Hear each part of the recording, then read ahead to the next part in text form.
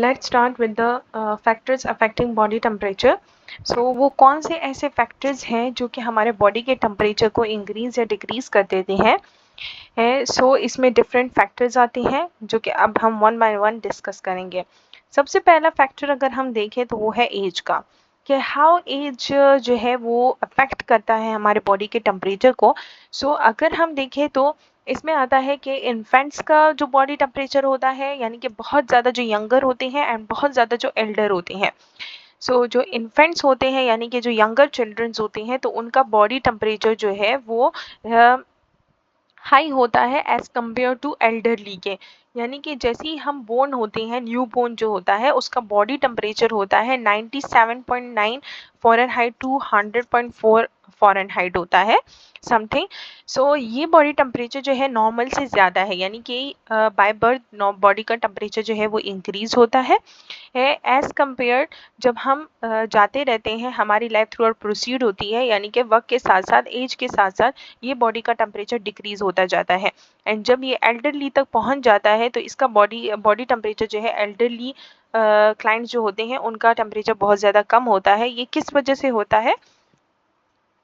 Environmental because elderly जो है वो बहुत ज़्यादा एक्सट्रीमली सेंसिटिव होते हैं एनवायरमेंटल चेंजेस के और इनका जो थर्मोरेगुलेटरी कंट्रोल है वो कम हो जाता है. थर्मोरेगुलेटरी कंट्रोल हमने क्या कहा था कि हीट जितनी प्रोड्यूस हो रही है कितनी लॉस हो रही है तो ये सारे का जो इक्वल आ जाता है थर्मोरेगुलेटरी फंक्शन होता है यानी कि अकॉर्डिंग टू इन्वायरमेंटल कंडीशन हमारे बॉडी का टेम्परेचर जो है किस तरह से है उसके साथ जो है वो एडजस्ट होता है.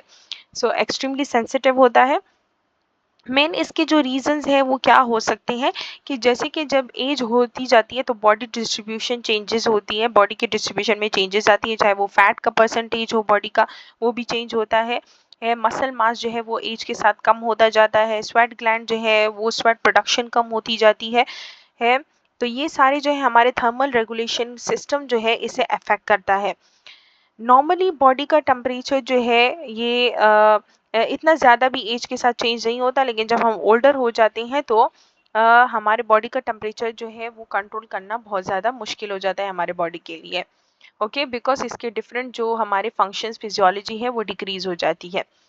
देन इसके बाद है diurnal variation throughout the day जब हमारे बॉडी के टेम्परेचर में चेंजेस आते हैं. So normally throughout the day हमारे बॉडी के टेम्परेचर में चेंजेस आती रहती है और ये 1 डिग्री जो है इसमें डिफरेंस होता है यानी कि अर्ली मॉर्निंग और लेट आफ्टरनून का अगर हम देखें तो 1 डिग्री का डिफरेंस होता है जस्ट.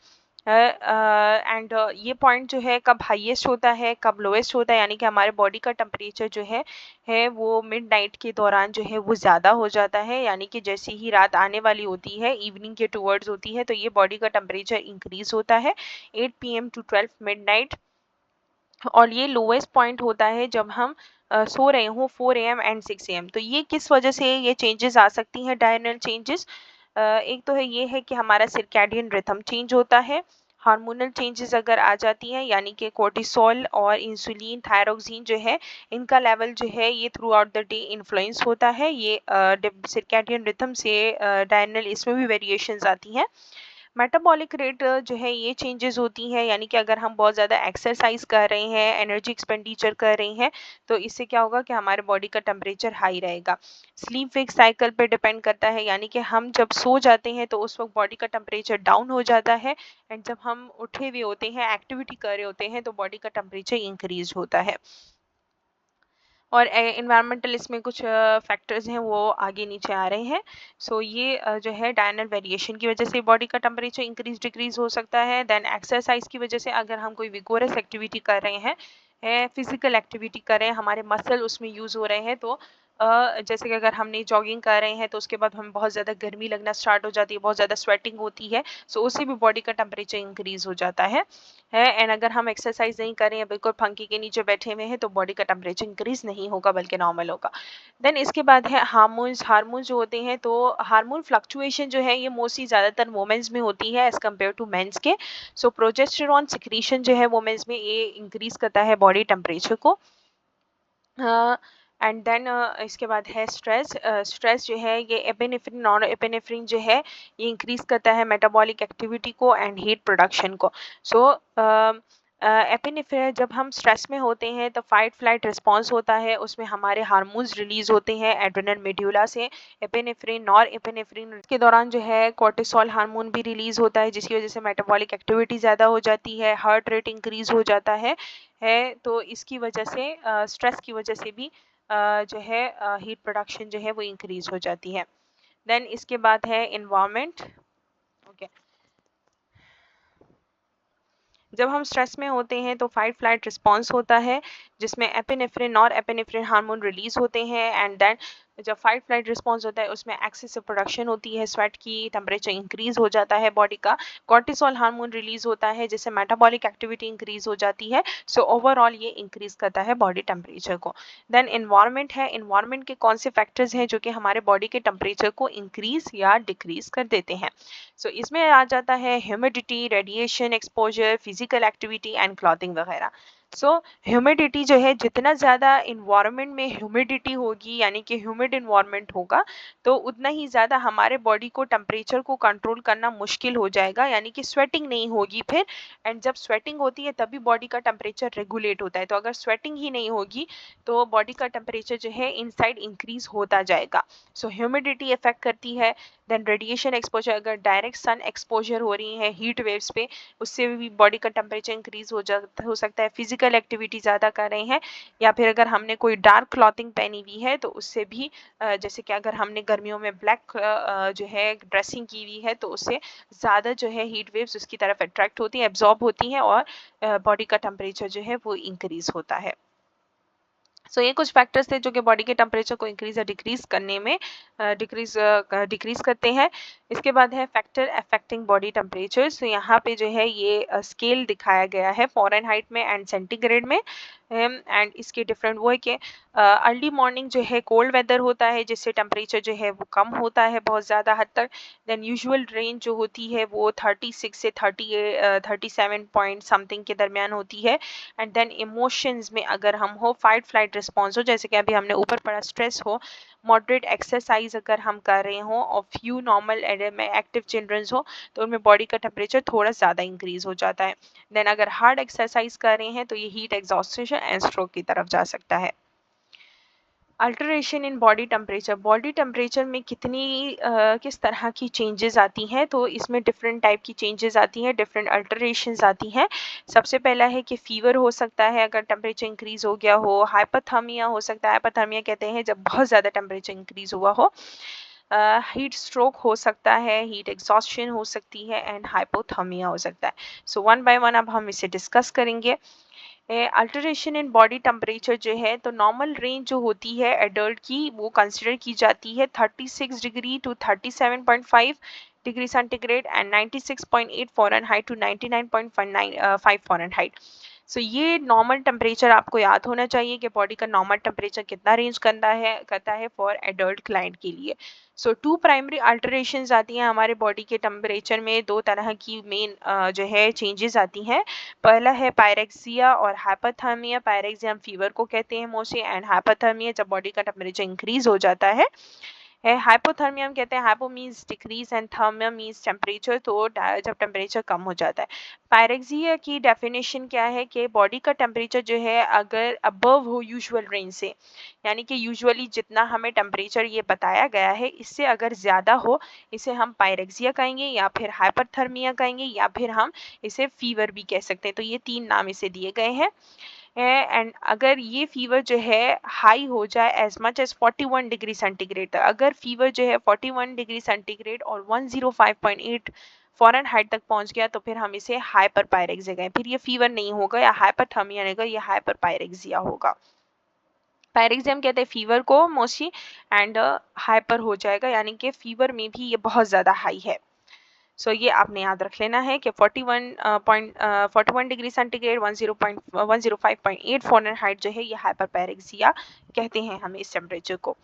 फिब्राइल क्या होता है एंड ए फिब्राइल क्या होता है, ये बहुत ज़्यादा इंपॉर्टेंट क्लिनिकल टर्म्स है। जब किसी पेशेंट को फीवर होता है देन हम कहते हैं दिस पेशेंट इज फिब्राइल, यानी कि इसे फीवर है। एंड अगर ए फिब्राइल है तो हम इसे फीवर नहीं है उसे तो हम उसे ए फिब्राइल कहते हैं। देन इसके बाद है पायरेक्सिया। पायरेक्सिया जो है इसके 4 डिफरेंट टाइप्स हैं। पायरेक्सिया में भी अगर नॉर्मल टेम्परेचर जो है वो इंक्रीज हो जाता है तो उस टेम्परेचर के इंक्रीज होने में फिर डिफरेंट जो है इसकी कैटेगरीज हैं। सबसे पहला है लो पायरेक्सिया, यानी कि अगर कम फीवर हो तो इसमें फीवर जो है 99 टू 100 फ़ारेनहाइट से ज़्यादा नहीं होता है। 100 से ज़्यादा फीवर नहीं होगा then we called it low pyrexia, कम फीवर है इसे। देन मॉडरेट पायरेक्सिया हम कहते हैं जब बॉडी का टेम्परेचर जो है अगर 100 टू 103 डिग्री फ़ारेनहाइट के दरमियान में रहा, देन इसे हम कहते हैं मॉडरेट पायरेक्सिया। हाई पायरेक्सिया हम कहते हैं जब टेम्परेचर 103 एंड 105 के दरमियान में हो, यानी कि 105 से ज़्यादा नहीं होना चाहिए और ना 103 से कम, तो इसे हम हाई पायरेक्सिया कहेंगे। हाइपर पायरेक्सिया हम कहते हैं जब टेम्परेचर 105 से एक्सीड कर जाता है, then we called it hyperpyrexia. So इसके टेम्परेचर याद रखना बहुत ज़्यादा ज़रूरी है इसे कैटेगराइज करने के लिए। देन 4 कॉमन टाइप्स हैं फीवर की, ये बहुत ज़्यादा इंपॉर्टेंट है। फीवर की कुछ टाइप्स होती हैं जो कि रिलेटेबल है टू सम डिजीजेस के। इंटरमिटेंट फीवर सबसे पहले हम पढ़ते हैं इंटरमिटेंट फीवर। इंटरमिटेंट फीवर का मतलब है कि यानी कि वो फीवर जो कि इंटरमिटेंट होता रहता है, यानी कि कभी नॉर्मल टेम्परेचर होता है, कभी फीवर हो जाता है, फिर नॉर्मल टेम्परेचर होता है। यानी कि थ्रू आउट द डे क्या होता है कि डे के एक टाइम में, पूरे दिन के एक टाइम में उसे टेम्परेचर होगा, एक टाइम में नहीं होगा, नॉर्मल बॉडी टेम्परेचर होगा। सो बॉडी टेम्परेचर इसमें अल्टरनेट करता है, यानी कि चेंज होता है रेगुलर इंटरवल्स पे। रेगुलर इंटरवल्स पे चेंज होता है इसमें पीरियड होता है फीवर का एंड पीरियड होता है नॉर्मल और सब नॉर्मल टेम्परेचर, यानी कि कभी फीवर होगा उसे, कभी नॉर्मल। जैसे कि मलेरिया हो गया, मलेरिया के पेशेंट में अगर आप नोट करें तो मलेरिया का जो पेशेंट होता है उसे डे टाइम में जो है बिल्कुल नॉर्मल टेम्परेचर होता है, उसे कोई फीवर नहीं होता, लेकिन जैसे ही इवनिंग, अर्ली इवनिंग हो जाती है, प्रोसीड होती है, तो उसे अर्ली इवनिंग के दौरान जो है उसका टेम्परेचर राइज होना स्टार्ट हो जाता है। सो मलेरिया के पेशेंट में जो है हमें इंटरमिटेंट जो फीवर होगा उसे हम इंटरमिटेंट फीवर कहेंगे। इसमें डिफरेंट फिर वो इन्वॉल्व है कि कितने आवर्स तक होता है, वो डिपेंड करता है ऑन द कॉज कि किस वजह से, किस जो है मॉस्किटो की वजह से ये हुआ है। देन रिमिटेंट फीवर है। रिमिटेंट फीवर हम किसे कहते हैं? Wide range of temperature fluctuation. जब टेम्परेचर फ्लक्चुएशन जो है वो ज़्यादा हो रही हो, यानी कि ज़्यादा टाइम तक टेम्परेचर फ्लक्चुएट कर रहा हो, मोर देन 2 डिग्री सेंटीग्रेड, और 2 डिग्री सेंटीग्रेड से ज़्यादा हो, नॉर्मल टेम्परेचर के 2 डिग्री से 2 डिग्री सेंटीग्रेड ज़्यादा हो, और 24 आवर टाइम के लिए हो, यानी कि उसका जो पीरियड है फ्लक्चुएशन का वो 24 आवर हो। 24 आवर के लिए अगर नॉर्मल टेम्परेचर से 2 डिग्री सेंटीग्रेड तक टेम्परेचर बॉडी का ज़्यादा है, then we called it remittent fever. ये अबव होगा नॉर्मल से। एंड कोल्ड और इन्फ्लुएंजा के केसेस में जब फ्लू वगैरह हो जाता है तो उस केस में फिर रिमिटेंट फीवर होता है, यानी कि सारा दिन हमें बुखार होता है, टेम्परेचर फील होता है and just 2 degree centigrade rise होता है टेम्परेचर में, इसे हम रिमिटेंट फीवर कहते हैं। देन रिलैप्सिंग फीवर हम किसे कहते हैं? रिलैप्सिंग फीवर हम कहते हैं जिसमें रिलैप्स होते हैं, यानी कि काफ़ी जो है शॉर्ट टाइम के लिए होता है एंड फिर काफ़ी ज़्यादा लॉन्ग टाइम के लिए फीवर नहीं होता है, देन फिर से होता है।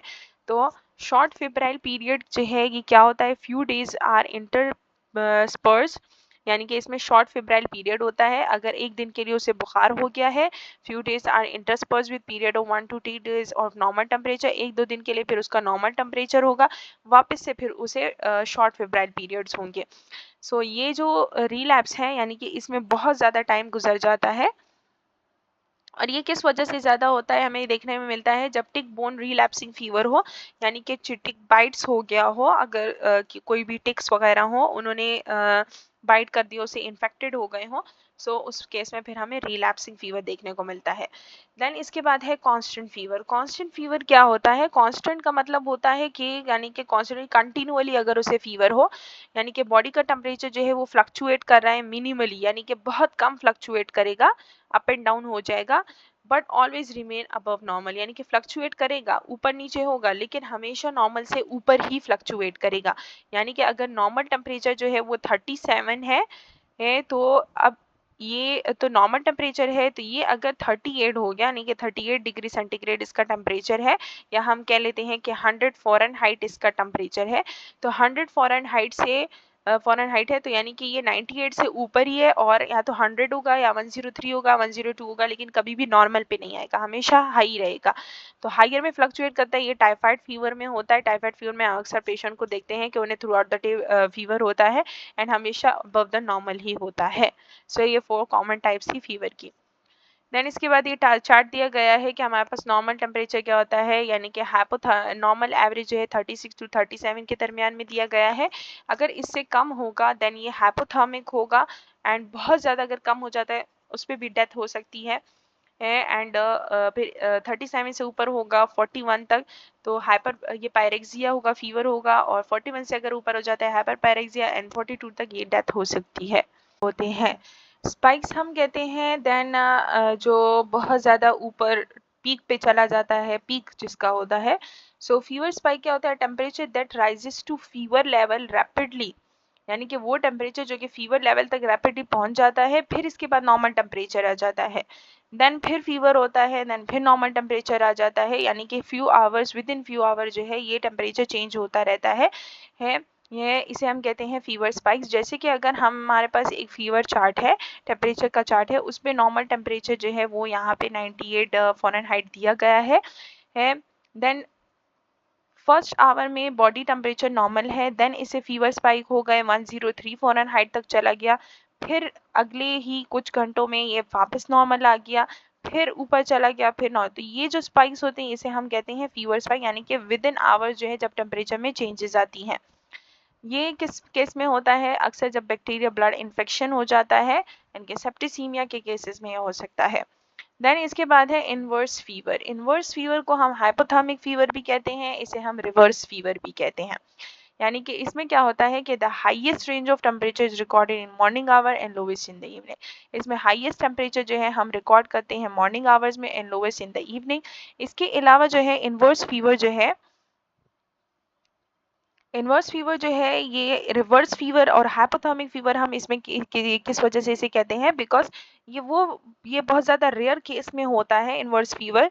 इसमें बॉडी का टेम्परेचर जो है वो इंक्रीज होने के बजाय डिक्रीज हो जाता है किसी इन्फेक्शन या इन्फ्लेमेशन के रिस्पॉन्स में, यानी बॉडी का टेम्परेचर जो है वो नॉर्मल से बिलो ड्रॉप कर जाता है राइज होने के बजाय।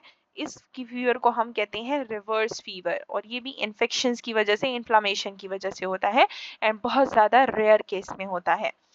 देन है हेक्टिक और स्विंगिंग फीवर। हेक्टिक और स्विंगिंग फीवर क्या होता है कि जिसमें डिफरेंस जो है हाई और लो टेम्परेचर के दरमियान, यानी कि जब उसे फीवर हो रहा है, जब उसका टेम्परेचर नॉर्मल आ रहा है, तो उसके दरमियान का जो डिफरेंस है वो बहुत ज़्यादा हाई होगा।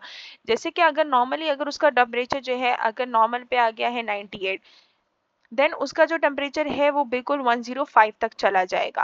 तो ये बहुत ज़्यादा लार्ज डिफरेंस है। फिर इसका जो टेम्परेचर है वो वापस नॉर्मल आ गया है, देन अब वापस से ये 106 तक अगर चला गया, तो अगर ये टेम्परेचर डिफरेंस जो है बहुत ज़्यादा आ रहा है, यानी कि 98 105 98 106, यानी कि इसके करीब करीब नहीं है, 100 नहीं है, 101 नहीं है, 102 नहीं है, तो ये बहुत ज़्यादा जब डिफरेंस ज़्यादा हो जाता है इसे हम हेक्टिक और स्विंगिंग फीवर कहते हैं। जो है ये सेवियर इन्फेक्शंस में होता है, सेप्टिसीमिया में, इम्यूनो कॉम्प्रोमाइज पेशेंट्स में होता है, chronic illnesses like HIV AIDS cancer में होता है एंड मोस्टली जो बैक्टीरियल इन्फेक्शन स्ट्रेप्टोकोकस स्टेफाइलोकोकस से होता है उनकी वजह से होता है। इसमें भी डिफरेंट फीवर स्पाइक्स जो हैं वो नोट की जाती हैं। देन इसके बाद आते हैं alteration in body temperature. Alteration in body temperature में और कितने किस्म के आ सकते हैं। सो इन सम कंडीशंस में जब बॉडी का टेम्परेचर एलिवेट हो जाता है लेकिन वो फीवर नहीं होता, हम उसे फीवर में कैटेगराइज नहीं कर सकते, बिकॉज वो कोई जो है फीवर ट्रू फीवर नहीं होता है, जस्ट बॉडी का टेम्परेचर इंक्रीज हो चुका होता है। सो 2 एग्जांपल्स जो हैं वो है इसके heat exhaustion and heat stroke. Heat exhaustion क्या है, हीट स्ट्रोक क्या है। सो हीट एग्जॉस्शन जो है ये जब एक्सेसिव हीट या डिहाइड्रेशन हो जाती है इसके साइंस ज़रूरी है याद रखना। एक्सेसिव हीट और डिहाइड्रेशन जब हो जाती है ये तब होता है जब हमारी बॉडी जो है वो ओवर हीट हो जाती है, हैवी स्वेटिंग होती है, पल्स रैपिड हो जाती है। एंड हीट एग्जॉस्शन जो है ये तब होता है जब हम बहुत ज़्यादा टाइम जो है वो हॉट इन्वायरमेंट में स्पेंड कर लें, यानी कि हम कोई ऐसी विगोरस एक्टिविटी एक्सरसाइज कर रहे हों, बहुत ही ज़्यादा हॉट इन्वायरमेंट है, इन्वायरमेंट का टेम्परेचर ऑलरेडी हाई है, आपने एक्सरसाइज भी कर ली ये उसमें, एंड आपकी बॉडी का टेम्परेचर जो है अब वो और भी ज़्यादा हो गया है, और भी ज़्यादा हो गया है एंड बॉडी जो है वो एक्सेसिव स्वेटिंग कर रही है, यानी कि हैवी स्वेटिंग हो रही है और हमारी बॉडी स्वेट के साथ साथ जो है वाटर एंड सॉल्ट जो है बॉडी का वो एक्सेसिव अमाउंट में लॉस्ट हो चुका है, जिसकी वजह से डिहाइड्रेशन हो गई है। सो इसके साइन सिम्टम जो है क्या होंगे कि पेनलेस हो जाएगी, जब इलेक्ट्रोलाइट लॉस हो गए हैं तो पेनलेस हो जाएगी, डिहाइड्रेशन की वजह से डिजीनेस होगा, नॉशिया वॉमिटिंग होगी, फेंट हो जाएगा बंदा, और बॉडी का टेम्परेचर जो है वो मॉडरेटली इंक्रीज हो गया, यानी कि 38.3 टू 38.9 या फिर 101 टू 102 फ़ारेनहाइट तक होगा। देन है इसके बाद है हीट स्ट्रोक। हीट स्ट्रोक जो है ये सेवियर लाइफ थ्रेटनिंग कंडीशन है। इसमें जो है हीट स्ट्रोक जनरली एक्सरसाइज जब हम करते हैं हॉट वेदर में, ये दोनों का जो है सेम कॉजेज़ की वजह से होता है। अगर हम एक्सेसिव टेम्परेचर में एक्सेसिव जो है टेम्परेचर वाली कोई एक्टिविटी करें, यानी कि एक्सेसिव एक्टिविटी फिजिकल एक्टिविटी कर रहे हैं और बाहर का टेम्परेचर भी ज़्यादा हो गया, हमारे बॉडी का टेम्परेचर भी ज़्यादा हो गया, तो वो मेंटेन करना बॉडी के लिए मुश्किल हो जाता है फॉर कुछ टाइम के लिए, जिसकी वजह से जो है फ्लश स्किन हो जाती है। और हीट स्ट्रोक में ये होता है कि बॉडी जो है वो स्वेट नहीं कर पाती, यानी कि स्वेटिंग होती नहीं है, एक्सेसिव टेम्परेचर एक्यूमुलेशन की वजह से स्वेट बंद हो जाती है, स्वेट नहीं होती ये, जबकि हीट एग्जॉस्शन में स्वेटिंग हैवी स्वेटिंग होती है। इसमें टेम्परेचर जो है 41.1 डिग्री सेंटीग्रेड तक पहुंच जाता है, यानी कि इसमें एक्सेसिव हाई टेम्परेचर होता है 106 फ़ारेनहाइट तक, या इससे भी हाइयर हो सकता है। हीट स्ट्रोक जो होती है इसमें बॉडी का टेम्परेचर रैपिडली हाई हो जाता है, जिसके लिए, और इसके सिम्टम क्या है कि हाई टेम्परेचर होगा 101 या 40 डिग्री सेंटीग्रेड से ज़्यादा होगा, 104 और 40 डिग्री सेंटीग्रेड से ज़्यादा होगा। कन्फ्यूजन और लॉस ऑफ कॉन्शियसनेस हो जाएगी, यानी कि बंदा अनकॉन्शियस हो जाएगा, उसे कुछ भी समझ नहीं देगा। देन सीजर और कन्वल्जन्स भी इसमें हो सकते हैं। ड्राई फ्लश स्किन होगी, ड्राई स्किन हो जाएगी, फ्लश्ड होगी और स्वेटिंग नहीं होगी, इसमें ये मेन पॉइंट है। इसमें हेडेक, डिजीनेस और नौशिया होगा, पल्स भी रैपिड होगी, ब्रीथिंग भी शैलो हो जाएगी, मसल वीकनेस होगी, क्रैम्प्स होंगे, हार्ट का रिथम नॉर्मल नहीं होगा। और ये किस वजह से हो सकता है, जब हम प्रोलॉन्ग एक्सपोजर हमारा हो हाई टेम्परेचर में, इंटेंस फिजिकल एक्टिविटी हम हॉट वेदर में करें, हमने हैवी डार्क क्लॉथिंग पहनी हुई है एंड सर्टन मेडिकल कंडीशंस की वजह से भी हो सकता है। अगर कोई हार्ट डिजीज़ का पेशेंट है ऑलरेडी तो उसे हीट स्ट्रोक आसानी से हो सकता है, रिस्क पे है वो। डायबिटीज़ का पेशेंट है एंड सर्टन मेडिकेशंस की वजह से भी ये हो सकता है, अगर कोई एंटी हिस्टामिन डायरेटिक्स वगैरह यूज़ कर रहा है। सो ये एक्स्ट्रा आपके नॉलेज के लिए है। देन हम इस पेशेंट ये है, ये सेवियर लाइफ थ्रेटनिंग कंडीशन है, इस पेशेंट को हमने ठीक करने के लिए, यानी कि इसको प्रॉम्प्ट ट्रीटमेंट देने के लिए हमने क्या करना होगा कि हमने पेशेंट को, अगर आपने कभी भी ऐसे पेशेंट को सस्पेक्ट किया कि कोई पेशेंट जो है उसे हीट स्ट्रोक हुआ है, अनकॉन्शियस है वो, उसे कन्वर्जन्स वगैरह हो रहे हैं, देन हमने उसे जल्दी से ही एक जो है हॉट कोल्ड इन्वायरमेंट में लेके जाना है, यानी कि जहाँ पे हवा लग रही हो, उसके ऐसे सिर्फ क्लॉथिंग रिमूव करने हैं, उस पे जो है पानी छिड़कना है, स्प्रे करना है वाटर को, कोल्ड कंप्रेशंस हमने देनी है, फैन वगैरह हमने सर्कुलेट करना है, एयर सर्कुलेट हो उससे। हीट एग्जॉस्शन और हीट स्ट्रोक जो है, इसमें क्या डिफरेंस है, ये दोनों रिलेटेड इलनेसेस हैं, सिमिलर सिम्टम्स हैं दोनों के, लेकिन कुछ ना कुछ इसमें डिफरेंस है। हीट एग्जॉस्शन जो होती है इसमें हैवी स्वेटिंग होती है, पील क्लैमी स्किन होती है, फास्ट वीक पल्स होती है, नॉशिया वॉमिटिंग फैटिग, ये सारे होती हैं। जबकि हीट स्ट्रोक जो है, इसमें बॉडी का टेम्परेचर बहुत ज़्यादा हाई हो जाता है, फ्लश्ड और ड्राई स्किन होती है, seizure, convulsion, loss of consciousness होती है, शॉर्टनेस ऑफ ब्रीथ होती है, स्वेटिंग नहीं होती। इसमें ये डिफरेंस है कुछ ना कुछ इसके सिम्टम्स में, सो ये आपने याद रख लेना है।